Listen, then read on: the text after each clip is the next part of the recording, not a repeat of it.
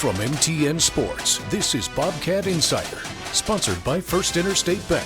Welcome to the Bobcat Insider. I'm Keaton Galogly alongside Grace Lawrence, and the Cats are sitting at 7-0, matching their best Division I start in program history. And of course, they had a thrilling victory against Idaho this week, but it did come at a bit of a cost. We're going to talk about that with head coach Brent Vigen and senior linebacker McCade O'Reilly, who's going to have to step up in place of a big injury this week. Yeah, Keaton, it's been 3 straight weeks with 3 starting defenders going down with season-ending injuries. And when you talk about Blake Schmidt and Danny Luila-Kepa, who went down with a torn ACL, Blake also tore his ACL at Idaho State. Those are 2 guys in their final year. Just so sad. But then on the other side, Drew Polidor coming back and making an instant statement. Yeah, he had a massive game for Montana State. He's going to be huge as we go forward. And Tommy Mellott was an absolute star in this game. He was playing some of his best football this weekend. He ran right to my camera when he scored that second touchdown. So thank you, Tommy, and his performance was absolutely incredible. Looked so comfortable on a national television stage. We're going to talk about that and more in just a bit with head coach Brent Vigen on the Bobcat Insider.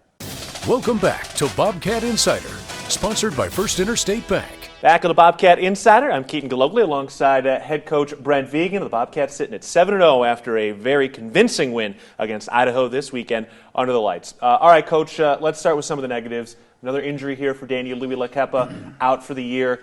That's 3 straight weeks now where starters have gone down for the year, and that's a really tough thing. But how are the guys handling it? I imagine it's been really emotional in the locker room the last couple days.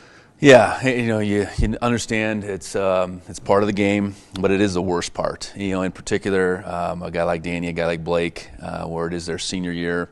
Both of them, such key pieces to our defense, and beyond the just the playing part, leaders. I think when you feel the love from your teammates, your brothers, and that was apparent, certainly after the game, because I think everybody knew Danny's circumstance as the game was going. We didn't know, Blake's situation necessarily. So tough deal, absolutely. And, those guys still will be present. They'll be a big part of our success moving forward as leaders. And, at the same time, we need the next person to step up. Yeah, we saw some of the guys doing the celebrations that Blake and Danny typically do. What are your conversations with Danny and Blake over the last week or two, just how to keep them engaged and make sure that they're still impacting the team? Well, it's just that. It is stay engaged. It is to make them understand that you're still a real important piece to this. Part of that's coaching.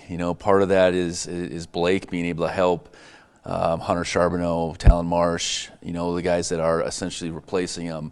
In Danny's case, with Neil Daly, Ryan Correa, Cole Taylor, guys that will need to continue to step up, let alone Bryce Grebe. So, the leadership piece is all things. It's being able to just show how you carry yourself, how important the team is to you, speak when necessary. And it's probably more of an opportunity for both of them to speak now in this role maybe than when they were playing.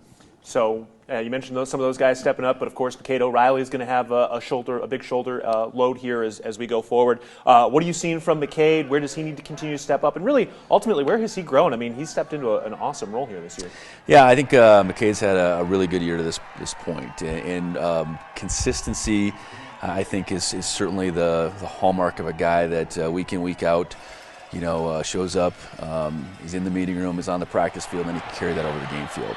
McCade has flashed quite a bit before this year, and flashed very positively last season, but there were still some consistency issues, and I think he's taken his game, his approach to another level, and he's having the type of year, and Danny was too, that we need out of our linebackers. So really, excited for McCade moving forward, and what's going to have to change. I think Danny was more the vocal communicator out there amongst those two, so I think it's beyond obvious that McCade's going to have to become more of that. Let's talk one of the positives, Drew Polidor back, and boy, what an exciting debut for him this season. I mean, I think we all were expecting something big, but I thought it was really impressive. It seemed like he was playing fast and very comfortable in this game. Yeah, and he had a 2-3 week, really build up to be able to play. It wasn't like he was just out there on Tuesday and played on Saturday. So I think he felt confident. And just the way the game played, his very first play was his type of play. And it was like he was shot out of cannon, ran the alley, made a really good tackle, and I'm sure in his mind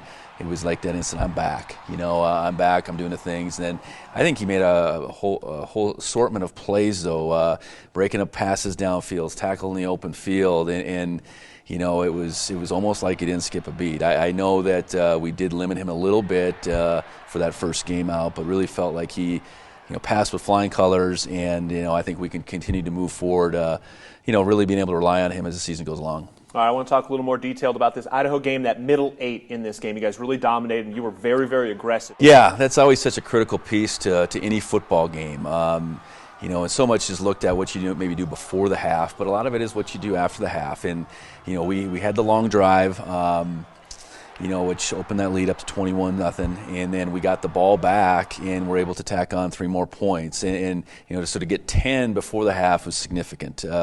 24-0 feels a lot different than 14-0, and then getting the ball to start the half is always a great opportunity to set the tone or reset the tone. And offensively, I want to say it was a 5-play drive. I mean, it was really quick. It was big plays. It was run. It was pass. And whether that put the nail in the coffin or not, hard to say, but going up 31-0 and re-establishing ourselves at that point was pretty significant. Speaking of Tommy, man, what a game. He just looked so confident, so comfortable. And, yeah, we saw some of the flashy stuff, but it also felt like all the little stuff was absolutely clicking for him in this game. Yeah, he was on the point in the passing game with his throws, but I thought he was just poised in general. There was no panic against a team that's got a really good front, had sacked the quarterback as much as anybody, in our league coming into that game.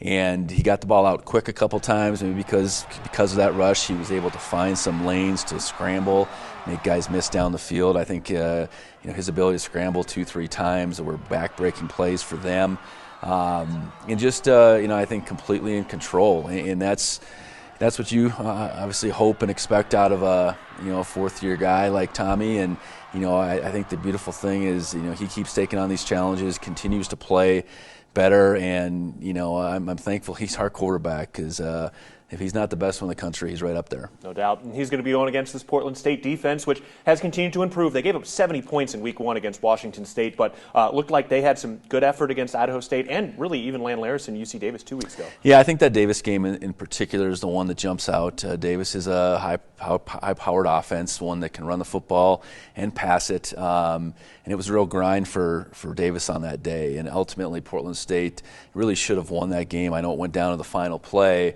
but they held their running game in check for the most part, really forced them to throw. I think Davis threw over 50 times that game, defended their pass game pretty well. So, and I think in that game, Portland State got a lead. So momentum and starting fast will be critical out there. I think they have an offense, Portland State does, that is highly dangerous, so you want to be able to play as complementary as you can, offense and defense. Yeah, that offense led by Dante Chachere, over 200 yards passing and rushing, 6 touchdowns last week at Idaho State. He's a veteran quarterback, and he is absolutely dynamic. Yeah, it all revolves around him, and it's apparent by those numbers last week, being responsible for 6 touchdowns. And in the run game, 2 of those were crazy scrambles. So it's not just when they call him up, dial him up. I know he scored 2 touchdowns on quarterback runs against us last year. So we're, I think, very aware of what he can do. So it'll be very, very important that we play assignment sound defense, that we keep him corralled, whether it's back in the pocket or when he gets in the open field, and just really try to make it hard for him. He's going to make some plays, there's no doubt about that, but the harder we can make it, it's one of those games where we got to be able to take care of business on both sides, because it's a dangerous opponent for sure. Yeah, they're a big play offense. They had 6 touchdowns last week and 1 trip into the red zone, so they know how to get in there. All right, Coach, appreciate the time and the insight today. Thank you. All right, we're taking a break. Grace Lawrence will be joined by McCade O'Reilly in just a bit on the Bobcat Insider. Welcome back to Bobcat Insider, sponsored by First Interstate Bank.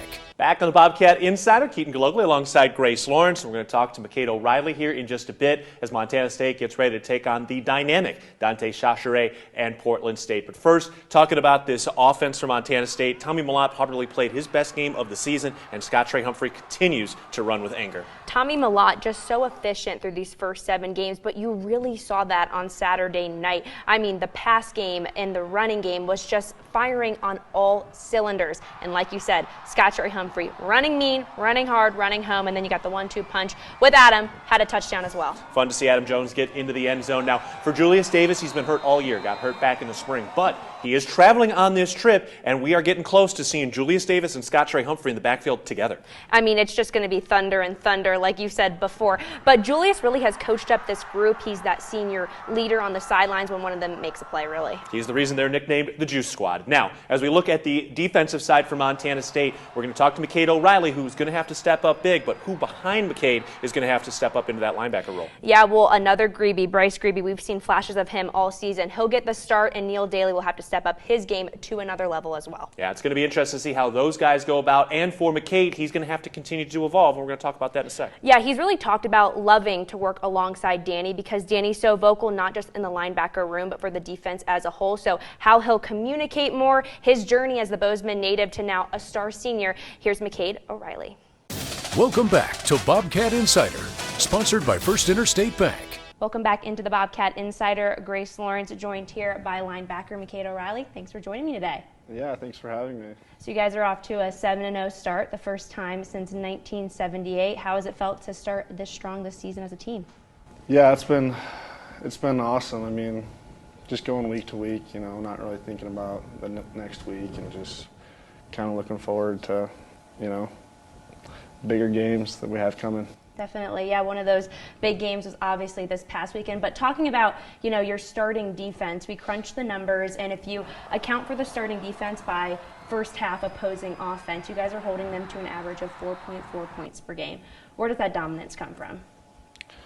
I think it just comes with the cohesiveness of our unit. I think we're a really close unit, and we work really well together. You know, pretty much all those guys on the defense like to hang out together, you know, hang out with each other outside of the football field, and yeah, we just enjoy each other, and makes it easy to count on one another when we're out there. Yeah, getting into the Idaho game, you know, a top 10 matchup, a huge win on national television, 38-7, but you had one of the most critical plays in the beginning of the game, that 4th and 1 quarterback keeper, and you get the stop. Can you take me back to that moment?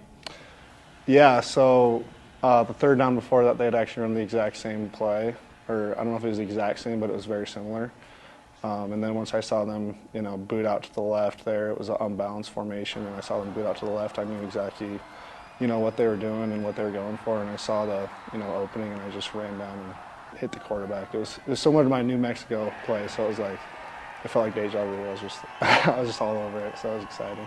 Yeah, you mentioned after the Northern Colorado game and the post-game presser being excited to, you know, get this test, the top 10 matchup after 5 unranked opponents. So what did you guys learn about yourself in dominating the number 7 team in the country? Yeah, I think it's a little bit of a confidence boost, you know, knowing that we can hang with, you know, the best of the best in our conference. But also at the end of the day, you just got to take away, you know, we won that game and we're moving on to the next. There's definitely stuff to clean up from that game, and so it's just about, you know, not riding those highs and those lows, and just kind of staying steady and getting better every week, no matter who we play. Yeah, a bit of a bittersweet win. Danny Aluila-Kepa, you know, your fellow linebacker, someone who you've had such a journey with, went down, and you were the first person to rush by his side when everyone was so kind of hyped up about the interception. I was there in the end zone. I could kind of see you kneel over him. Did you know how serious it was in that moment? I didn't know exactly, you know, how serious it was, but kind of one of those things where you expect the worst and you just, you know, hope it's not that. So yeah, it was definitely a bummer, and you know, just playing for him the rest of the season, and he's still going to be a huge part of our team moving forward. I mean, his work isn't done.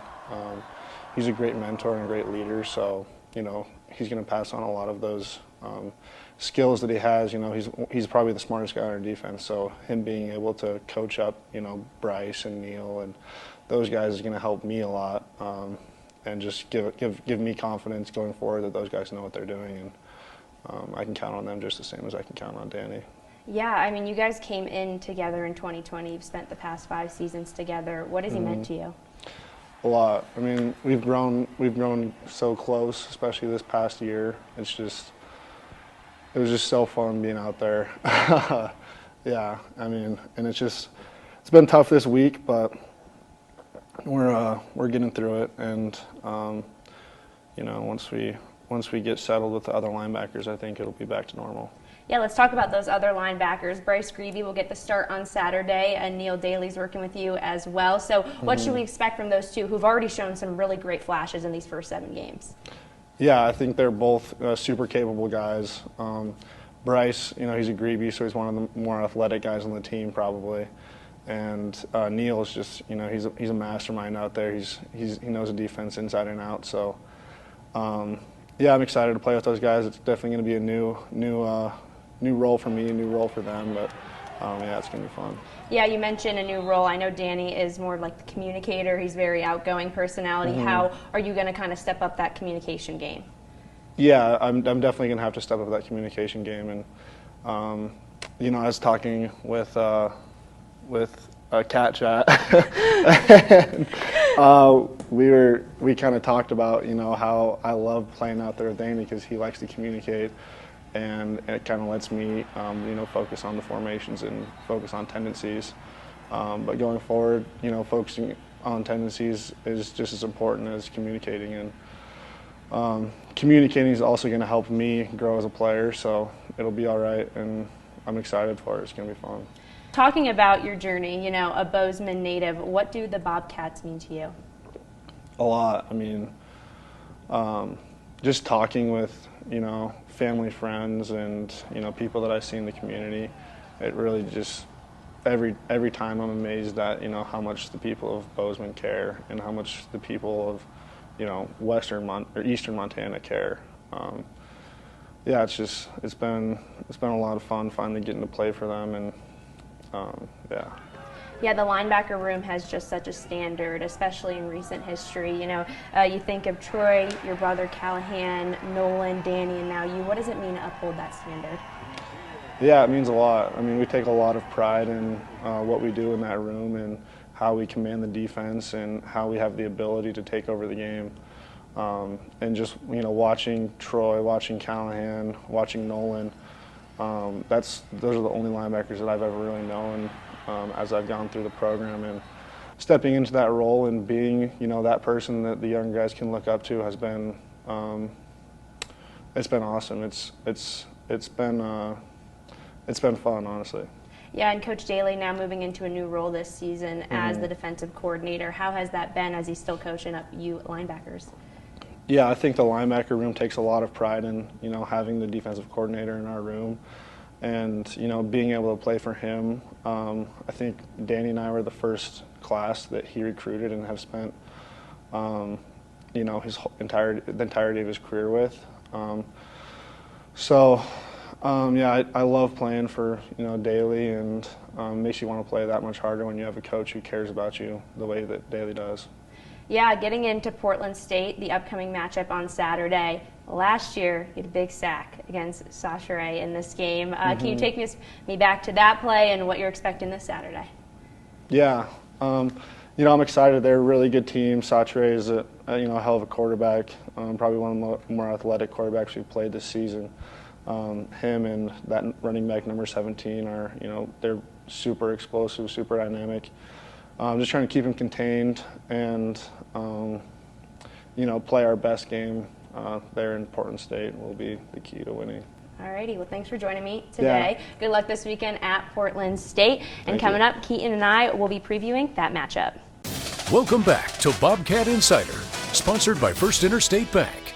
Welcome back into the Bobcat Insider. Grace Lawrence here with Keaton Galogly. And Keaton, McCade is a part of that starting defense that has held opposing offenses to an average of 4.4 points a game in the first half. That starting defense is going to be key as they play Sachare, who had a 200-plus game just last week. Yeah, Dante Sachare, the sixth-year starting quarterback for Portland State. And this is a Vikings team that does come in at 1-5. However, they've had to deal with a lot. They had the game canceled due to whooping cough against South Dakota earlier this year, which also interrupted their practice practice schedules, and 2 of their 5 losses so far were against quality FBS opponents. So they are on the rise, and they're going to come in with a lot of momentum in this game. Yeah, they're playing at home. They're coming off a win, and 2 games ago against UC Davis, they could have walked away with the win. That was that final kind of controversial call where UC Davis walked away with that win, but that could have very well given them their first win of the season. And it would have handed UC Davis a loss as well, as right now Montana State and UC Davis are the last 2 undefeated teams in Big Sky play. We'll see how this plays out coming up this weekend with a 2 o'clock kickoff over in Hillsboro between Montana State and Portland State. For Grace Lawrence, I'm Keaton Galogly. This has been the Bobcat Insider.